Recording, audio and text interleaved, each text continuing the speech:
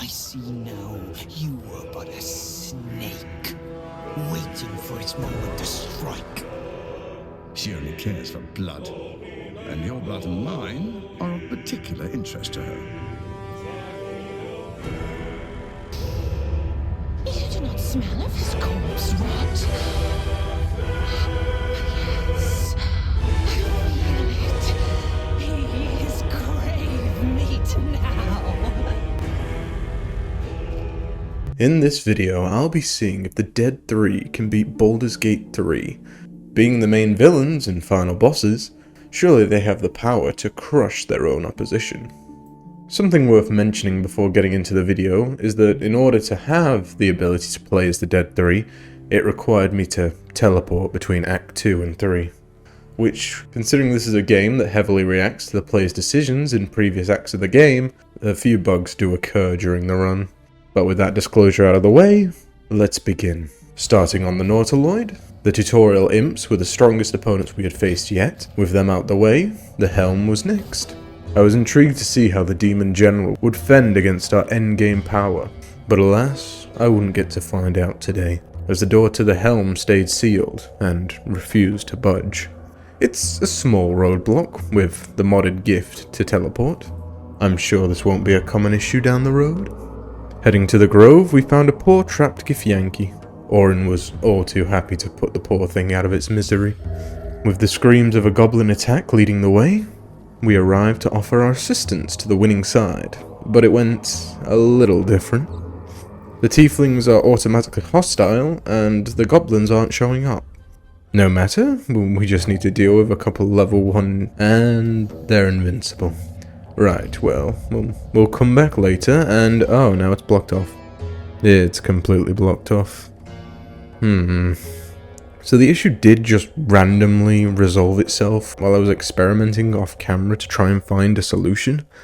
But back in the Grove, we searched for a leader in the hopes of striking a momentary alliance, a pact that we need not keep forever, just for as long as it's convenient. Monsters both then. Viper to viper. Offering an open hand while keeping a dagger closely in the other, should things get messy. Without hesitation, Orin gutted the first druid to make eye contact.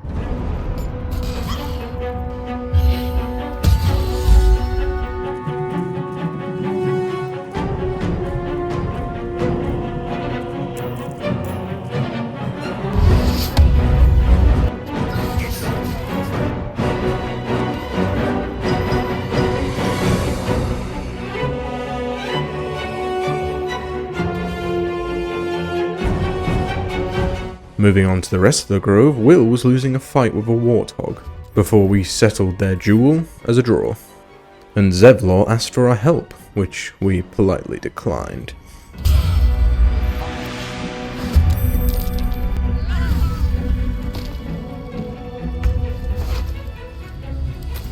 And with that, the Grove fell. Orin wasted no time decorating a nearby bridge with the corpses of the tieflings. Honestly, Baal's Chosen can be so disturbing sometimes. Heading through the goblin defences, those that showed respect to their betters were rewarded by avoiding Orin's wrath.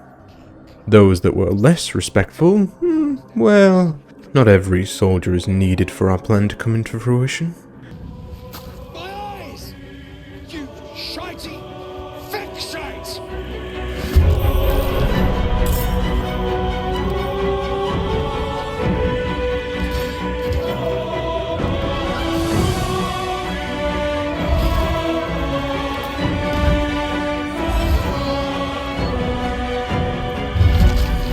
Arriving in a nearby fort, the goblins had a miserable excuse of entertainment, and the drinks, well, they were even worse.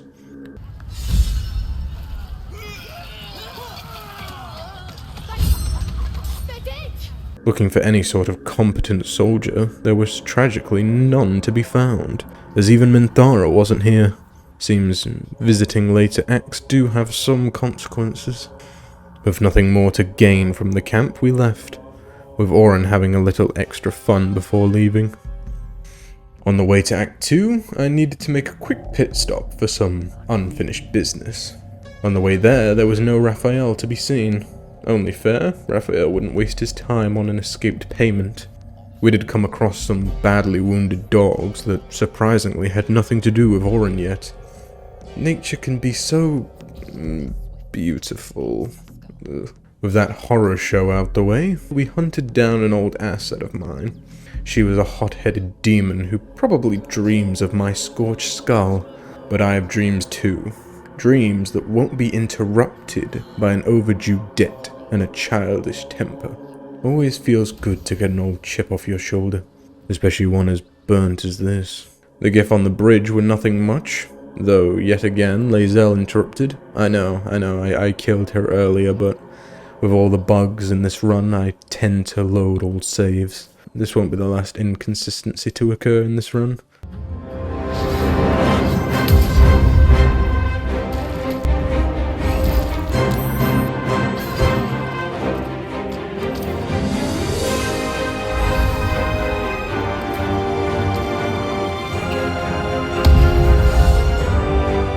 With even more gif put down, we moved on to a ghoul pack who were far easier in a run with multiple characters. It's nice not to get completely stun-locked, and with no reason to piss off Lakith, we headed to Act 2, and Let's see what this does.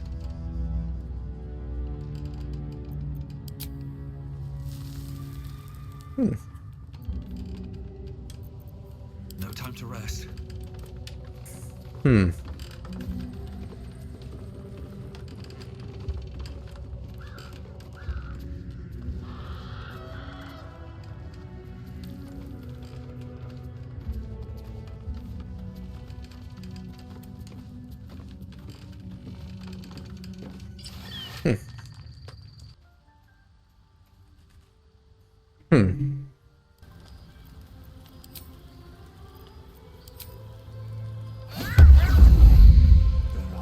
Seems like a good moment to talk.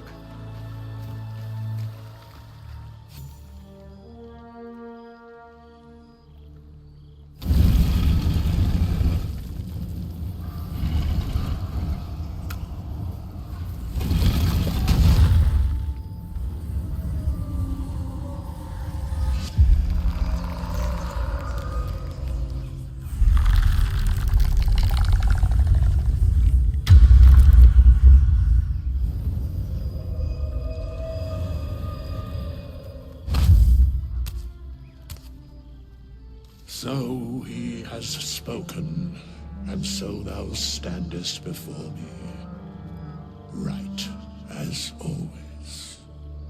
What a curious way to awaken. Now, I have a question for thee. What is the worth of a single mortal's life?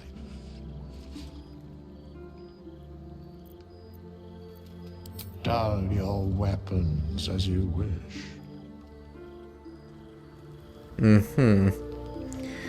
Well, in frustration, I chose to go hunting for a wild bear. Suffice to say, I'd say I'm rather good at hunting.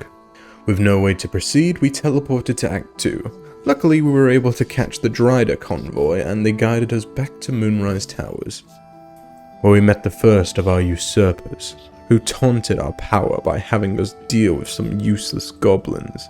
We were treated like common underlings, as if we weren't entitled to be seen as no less than gods to these thrall puppets. But even so, Thorm wanted to pay some close relatives a visit. Entering Last Light, and it was clear as day a massacre was inevitable. But with Orin bound, for the safety of everyone, they were allowed to live a little longer. I managed to talk down the survivors, with a little help from a traitor amongst them. Marcus was rather eager to get Isabel, and Ketheric was all too happy to aid in this family reunion.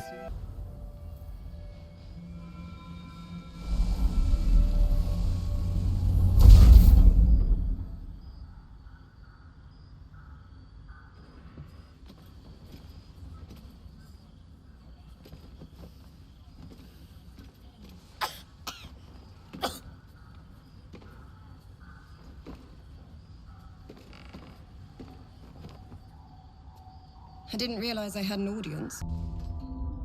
While you're busy in the towers, I'll be sure to... Marcus, what's wrong? Isabel, I've just gotten word. I need you to come with me. Do you hear his orders? Come with you? Where? Let's do this. Remember, Ketheric wants her alive. What the hell's is going on? Come along, Isabel.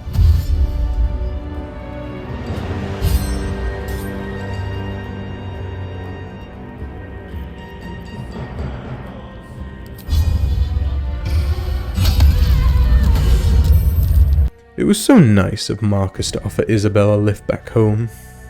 Without Isabel, the darkness consumed the lands, the flames dimmed to ash, and the survivors' luck had run out. Or to Orin's glee, of course.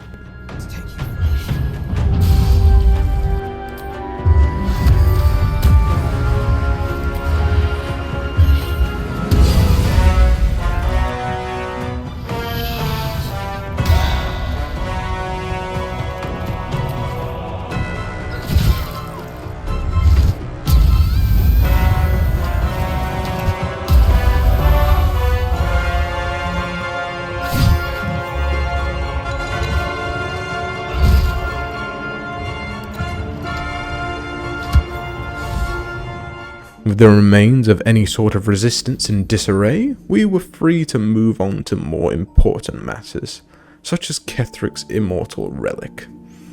Moving past another missed opportunity to talk to Raphael, we took Ketheric on a trip down memory lane. Heading deeper to the temple, we chose to help Balthazar and his poor puzzle-solving skills. During the trials, we each had our part to play.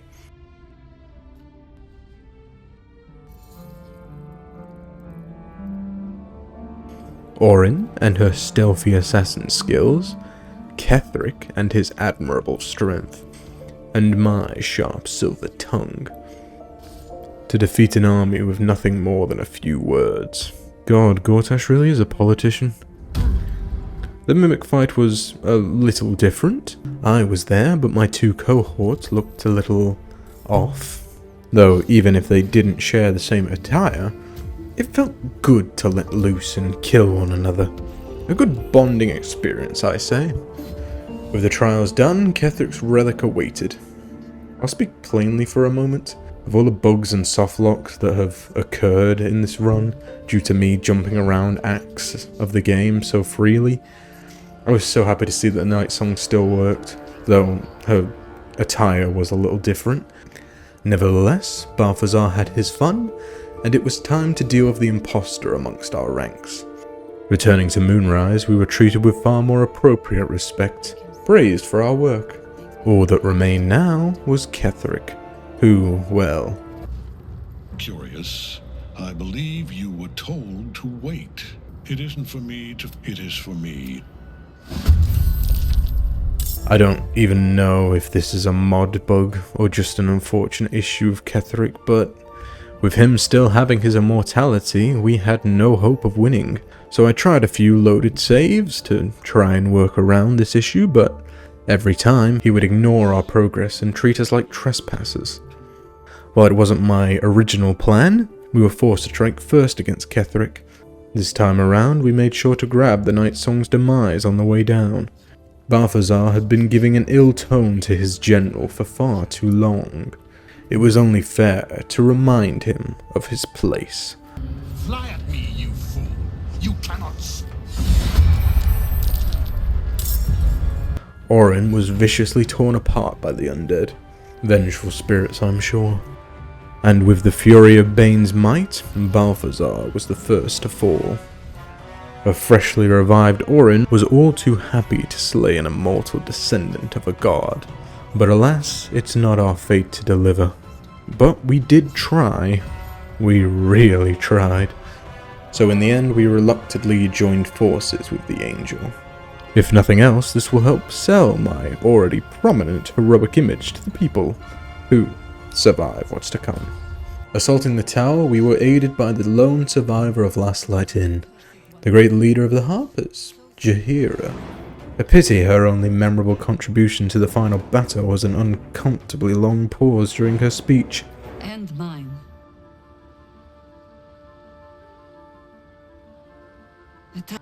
Lead on.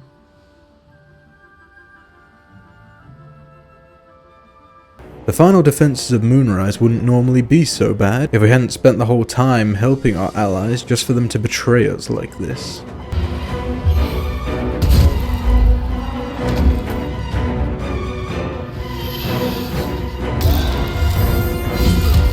The general made sure to make an example of Zarel. Even someone as powerful as her cannot defy Ketheric's judgment.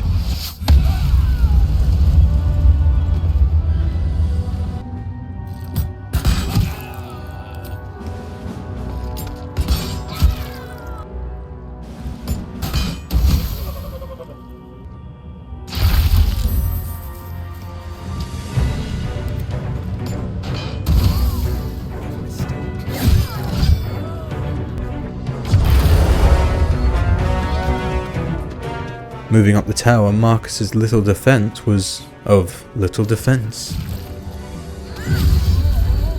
And Ketheric, ironically, was perfect for smiting his own necromites, making the duel at the top of the tower all the easier. Though the Dryder aiding the fight was rather annoying, the fight quickly became a skeleton war zone.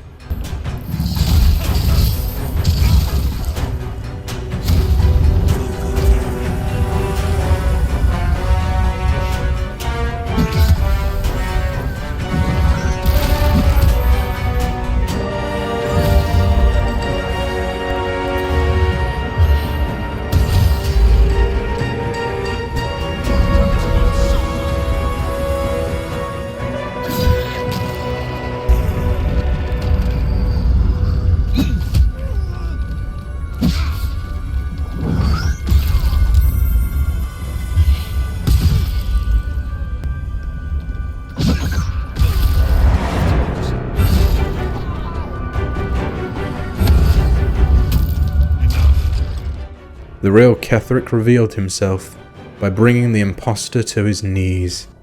After the imposter fled, we entered the Mind Flayer colony. Entering the Mind Flayer colony, we quickly pursued the false faces of the Absolute, and with my deadly silver tongue, the usurper yielded to his inevitable defeat. But in his place, the Bone Lord rose. Seems he's rather displeased with his chosen rebelling against him. But he forgets we have the Slayer. This should be fun to watch. During the battle, Orin needed to quell her bloodlust for but a moment, as she was the most capable to help the Night Song. After all, she can't murder what can't be killed, as much as she may try. Ketheric started building his army to counter Merkel's, while I dealt with Isabel. Can't have our fearsome general going soft on us now. The Moon Maiden's daughter had little input. And what's worse is it seems even Ketheric's most loyal servants have cracks amongst their ranks, as a traitor offers his life to heal our enemy. Luckily though, with Merkel being a non-moving enemy, he was primed for the Fist of Bane to strike what is essentially our god's throwing hands, along with Orin having the time of her life shanking the personified god. Though it was Ketheric bringing down his oath-sworn power upon the very god who provides it to deliver the final blow. With one imposter down, the path back home to Baldur's Gate was clear. Unfortunate that the Night Song didn't feel so spiteful against the false Ketheric, as she didn't dance on his grave as she usually would, which isn't too bad. A dead Ketheric with his head still attached, that's a rare sight. But what is an issue is that she refuses to open the portal back, which in turn means we haven't technically beaten Ketheric, which means we can't leave. But we wouldn't be here if we hadn't already had to cheat, so for the third time we teleport to the next scene. With Ketheric returned to his rightful place upon his throne, we march onward to Baldur's Gate. Arriving to Act 3, we had a ceremony to attend. I always thought I'd be happy the day I became the Grand Duke, but this is more insulting than anything else. The so-called Fist of Bane didn't even bear his stone, all the more proof of his deceitful nature. After witnessing Ketheric's fate, Gortash was all too eager to strike up an alliance. I understand congratulations are in order. Thorm's defeat hasn't gone unnoticed. You're known for who you are and for that netherstone that you carry. She only cares for blood, and your blood and mine are of particular interest to her.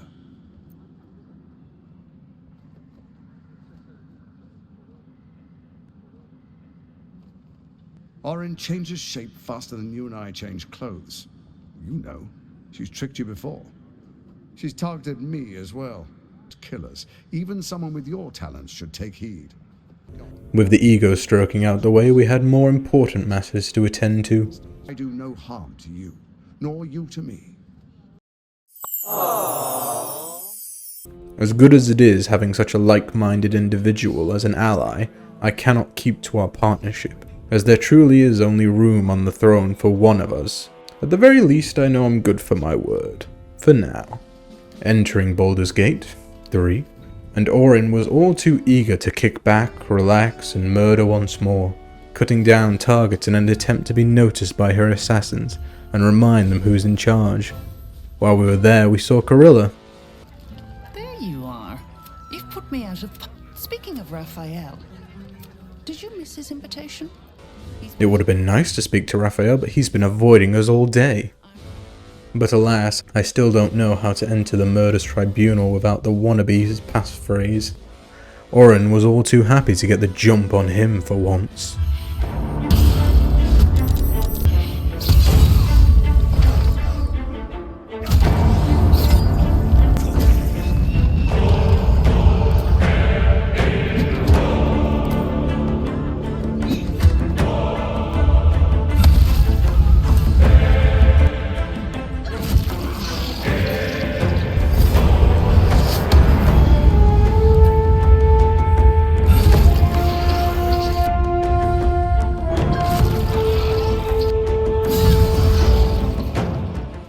So we killed a killer, the amount of murderers hasn't changed. Rejoining the murder tribunal was all too easy for Orin, like retaking a test after being given all the answers. She passed with flying colours, but mostly red. Next on the agenda is the Steel Watch, and as much as it pains me to see a mighty force crumble, it can be rebuilt later, under better circumstances, under stronger circumstances. Imploring my power over my subjects, I demanded an inspection over the Gondians, and doing so I discovered that their compliance was an option, if I saved their imprisoned families. While I prefer to rule through fear, I'm no stranger to the fruit that can bloom from a more grateful loyalty. With that, I chose to take advantage of my imposter's takeover. This is an opportunity for a brighter future. In the palm of my hand, Bane's hand. Heading down to the Iron Throne, and the new hire failed to recognize his boss. No one tells me anything. Last I heard, Lord Gortash handles this port's inspections personally. But nevertheless, he was willing to take us to the imprisoned below. My imposter caught wind of our breakout, and was quick to destroy the evidence. Can't blame him, I'd do the same. Nevertheless, we needed some leverage, and the living leverage tends to be more potent. 3 batches of prisoners, 3 chosen to be their saviors. Orin went to the cells. Her speed would give her a good advantage. Ketheric and his bony troops would hold off the breaches and the fish fiends to follow. And I'd be the hero to save the poor Duke. All in all, I'd say things went rather well. Orin was surprisingly compliant with the rescue, though there were some unavoidable casualties. Tragic. Ketheric held his own, for what it's worth, though his soldiers must have been seasick or something, because they were rather useless. More useless than usual. And as hard as it may be to believe, I, the great Gortash, tragically failed to save the Duke. It's a tragedy, but there really was nothing I could do. We had to get out of there, and quick. Unfortunately, Ketheric had gotten stuck in the most cruel trap, surrounded and outnumbered. He couldn't kill them as fast as they spawned, and I, unfortunately, miscalculated my remaining time, leading to it to run out before I could get to the exit. Orin, on the other hand, was unhindered in her escape, thanks to her invisibility and extra dashes. With the prisoners worth saving saved, the Gondians would rebel, and their saviors would arrive to save them. Cutting down my own subjects feels wrong, but they are a worthy sacrifice in the grand scheme of things. My people must have been aware of the plan to make me look heroic, because they definitely made it look real. and a good few jumped at the opportunity to take a swing at their great leader. A little too eager for my liking, but nevertheless, the Gondians bought it, and outside of a close call with two motivators going off at the same turn, the Steel Watch fought astonishingly well. Truly a marvel of engineering. It was thrilling to witness the new Titan's weapon systems firsthand. No, it can't be. Powerful, indestructible. The ultimate watcher. The Titan.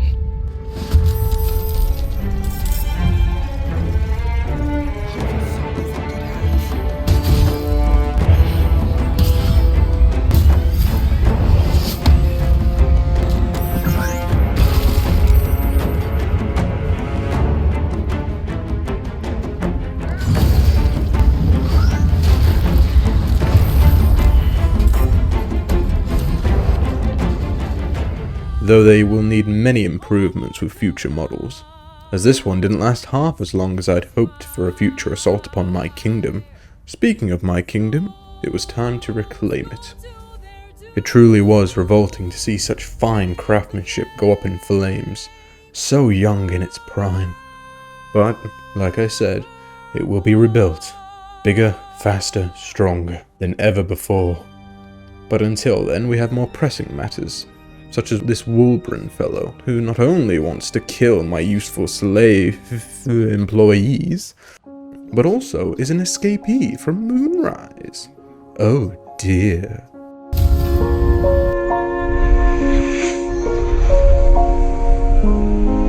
With that problem dealt with, and my place as the hero of Gondians secured, it was time to reclaim my throne.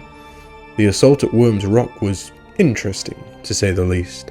The first floor security of the Flaming Fists managed to take me to my second phase, while my personal security team of Bane's cultists were disappointing.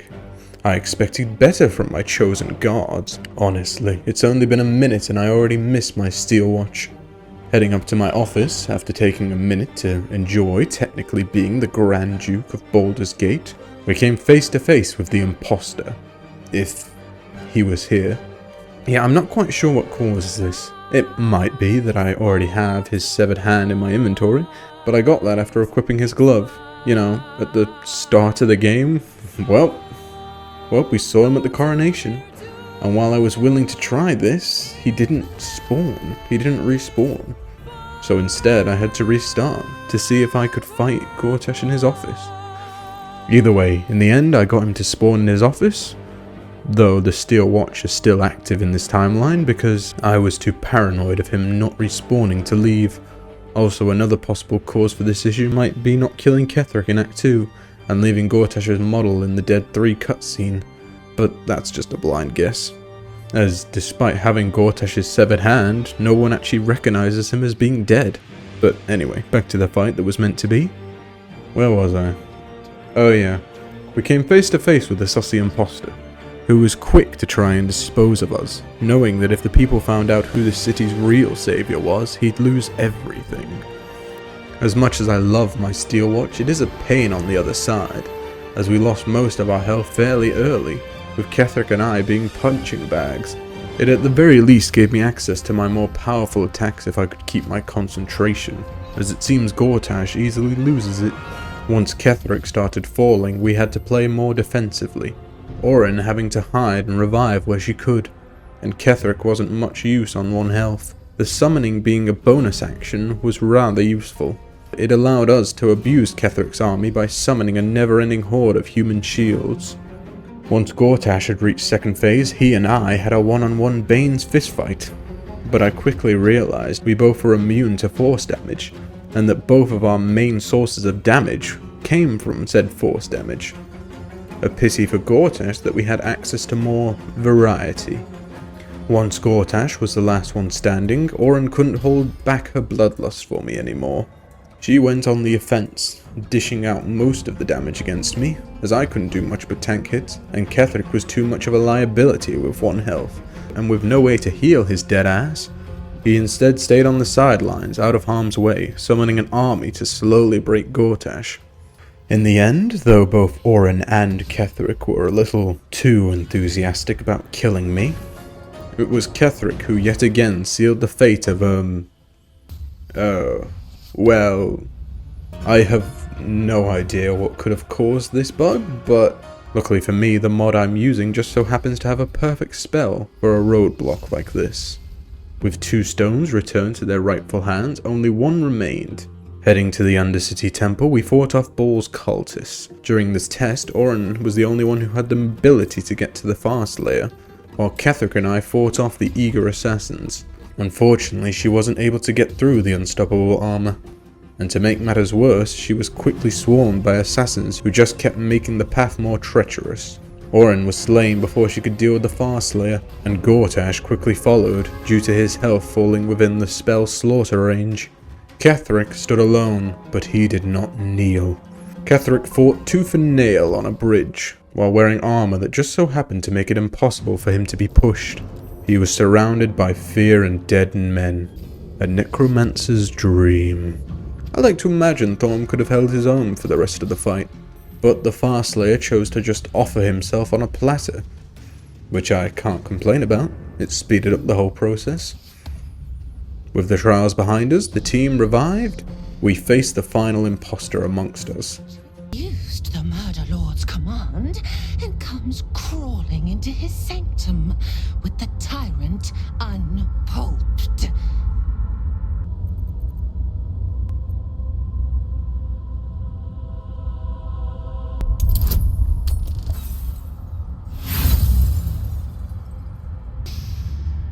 You do not smell of his corpse rot. Yes, I feel it. He is grave meat now. Ketheric and Gortash fell in one attempt, but for some reason Orin is just a beast. She definitely took more than one attempt. Her fear scream scaring off the team, along with her aid occasionally stun-locking us if she isn't dealt with quickly, and all the damn unstoppable armor constantly getting reapplied, not to mention Orin's outright brutal damage. Her fight's hardly fair, so why should we? Starting the fight off, Ketheric summoned a soldier that was blissfully ignored by the cultists, and Orin started things off the way an assassin should, with a dirty little backstab. Gortash took the attention of Orin, being immune to her frightening attack. He stood his ground in the hopes of triggering his second phase, all the while Ketheric summoned more troops, while Orin dealt with the aiding assassins. Once I was empowered, I needed Ketheric to start taking the hits, to give Gortash the opportunity to bind all the cultists to his tyrannical bindings, and not lose concentration to a single hit. With all her cultists dead, she started to summon bloody skeletons, and the skeleton on skeleton violence continued once more. But in all seriousness, I didn't know she could do this. I've never seen her do it before. Once the aid was dealt with and Orin finally ran out of her unstoppable armor, she was quickly shanked, smited, and crushed beneath the might of the dead 3. With the power of the stones reunited, we could seize the power of the brain once more. It resisted our power. It slipped free. Seems it always had been free of our power, as the imposters we dealt with were of the brain's making. The brain cast us aside so it could puppet these thralls, all the while hiding its master plan. It's so genius, I wish I'd come up with it. Nevertheless, our victory had been postponed, and the brain needs reminding who's in charge. Luckily, our guardian angel, the Emperor, offers his aid. I would have mentioned him more throughout the playthrough, but truth be told, he wasn't too involved in the playthrough. Not only because I've had to teleport between acts, but also due to not being able to long rest. I'm not sure why, but throughout the whole run, if I ever actually long rest, Ketheric would lose his abilities. I don't know why Ketheric has this issue and no one else does, but I've been avoiding long resting the entire playthrough, instead using the mod's heal and restore spell slots. But the issue now arises that in the final battle, the game automatically gives the player a long rest. While I had planned for Ketheric to slowly summon an army to fight off the brain's absolute, we've lost a rather useful ability when we needed it most, but we persist. Now with no allies whatsoever, Orin uses her assassin ability of stealth to sneak around the army and skip her way to the brain, and with the grip of Bane, we embark on the final standoff against the brain. After a couple failed attempts, I found having partners to revive when things get rough is best, while diverting the dragon's attacks and keeping enough distance from one another to avoid a multi-hit. Orin starts assassinating the magic missile squids, while Ketheric and Gortash deal with the brain's failed imposters. All the while, the Emperor keeps himself alive while providing a bit of support here and there. With a little luck, the Emperor manages to successfully open the portal. Though we're not in the best condition when we open the portal, we've saved enough firepower to give the brain hell. With a mighty smite, Ketheric bashes the brain in, but at the cost of his own life. Orin pierces a deep wound into the brain, while Gortash starts summoning a Fist of Bane. The Emperor did what damage he could. Ketheric's body was taken by the Abyss, and Gortash took his place as the summoner of the team, with more fists appearing over the brain's consciousness, dealing swift and hard-hitting blows. And Orin managed to revive Ketheric so he could stand beside us once more, as the brain blasted everyone. In one move, the brain turned the table. But it was too little too late. Bane's wrath was more than enough to finish the Nether Brain, and as such, the Dead Three reclaimed their seat upon the throne of the Absolute. Proving yes, you can beat Baldur's Gate 3 as the Dead Three. I hope you enjoyed the video. If you did, please consider liking and subscribing. Or whatever.